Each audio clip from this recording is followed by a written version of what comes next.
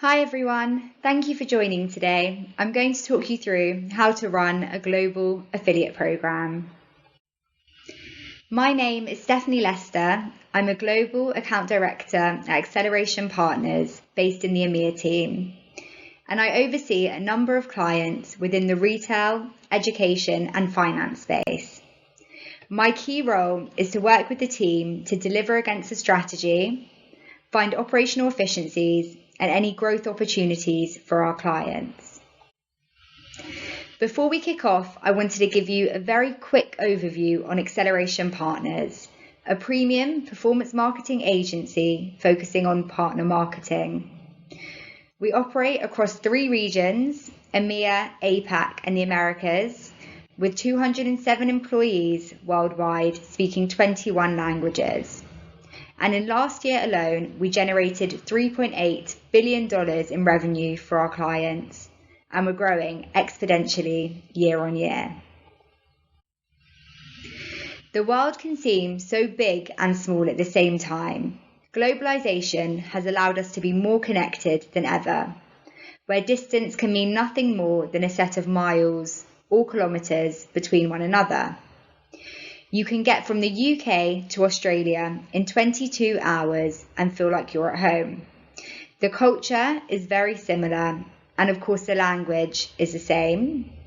But get on a short ferry from the UK to France and feel like you're in another world. Language is what seems to separate us on the surface, but the culture is vastly different too. There are so many nuances within markets, let alone regions. And running a global program can be quite challenging, but strong foundations and a knowledgeable team are crucial for success. Today, we'll run through considerations around setting goals for your global program, establishing a team structure, and I'll give you a sneak peek of something we found to work very well at Acceleration Partners, and the value of getting some boots on the ground. When looking to run an affiliate program across various markets or regions, you need to think globally but act locally.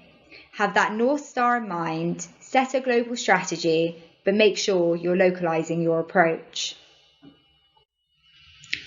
In this slide, I'm showcasing an example of the iOS and Android mobile penetration in the UK and France.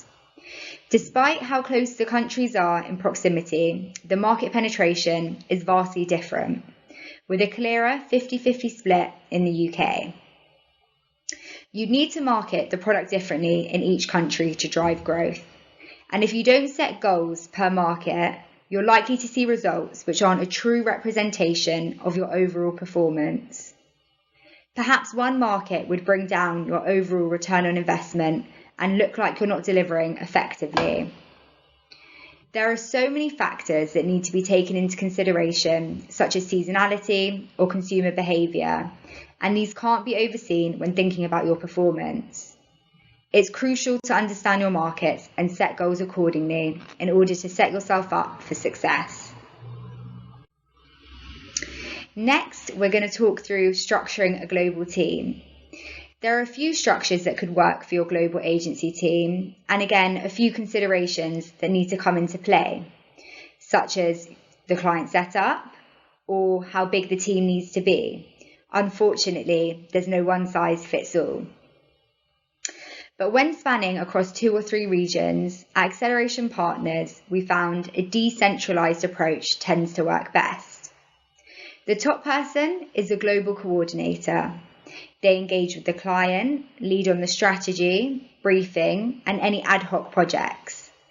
This works internally, but also for our clients, as having 3 or 4 points of contact at their agency can be quite the lift.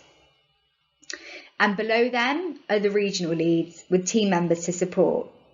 Regional leads are accountable for the region, and the global coordinator is responsible for the overall program. This allows for a clear responsibility and accountability across the team, which in turn improves workflows and communication. However, there is more benefits to having regional teams than just improving processes. Having a team on the ground is really important for the following reasons. Number 1, local market knowledge. This can help you deliver against goals and present opportunities for growth. You need a global team for a global program. I trust my APAC team to guide me on the strategy for their markets. They know best. For example, Singles Day is huge in China and the perfect opportunity for a retailer to capitalize on.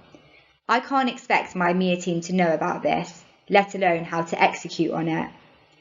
And similar to festivities, regulations are nuanced. Having someone who can guide you around affiliate disclosures or taxes or any other local regulations will be super important. And last but not least, the ability to build relationships. Knowing how to really engage with one another varies in each country or culture. And being able to communicate within local languages will help break those barriers down much quicker.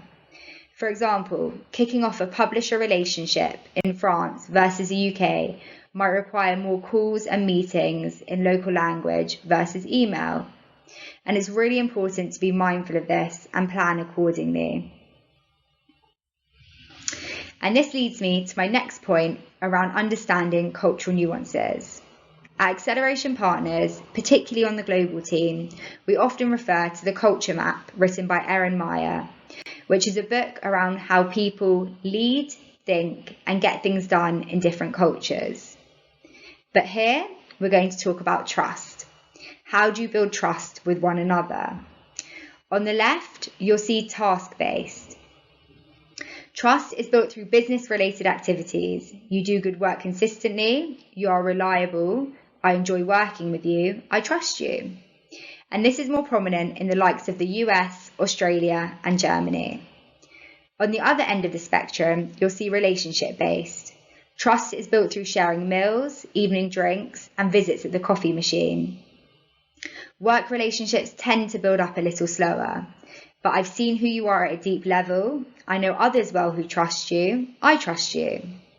And understanding these nuances in more detail can help form a team, build relationships, and have an appreciation for how others work best. And finally, I wanted to talk about time. Time is of the essence, but even more so on a global program. I currently work with a client that we service in 3 regions, EMEA, APAC, and North America. And just before the clocks went back, I have colleagues who are based in Australia, where they were 11 hours ahead, colleagues based in Boston, who are 5 hours behind, and then myself sitting kind of in the middle in the UK. There never was and never is a time where we could all connect at the same time. And it takes that little bit longer for non-traditional tasks to lift off. It can be super easy to lose a day.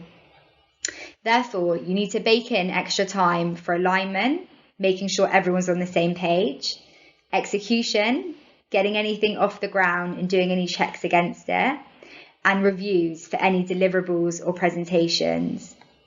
A decentralized approach helps maintain quality and communication, but extra time is required to move up and down the funnel. And just before we finish up, I wanted to give you 3 tips for going global. Number 1, break goals out by region or market. It's really important to have realistic expectations on performance. Number 2, lean on local experts. Allow your teams to guide you through their market and any nuances.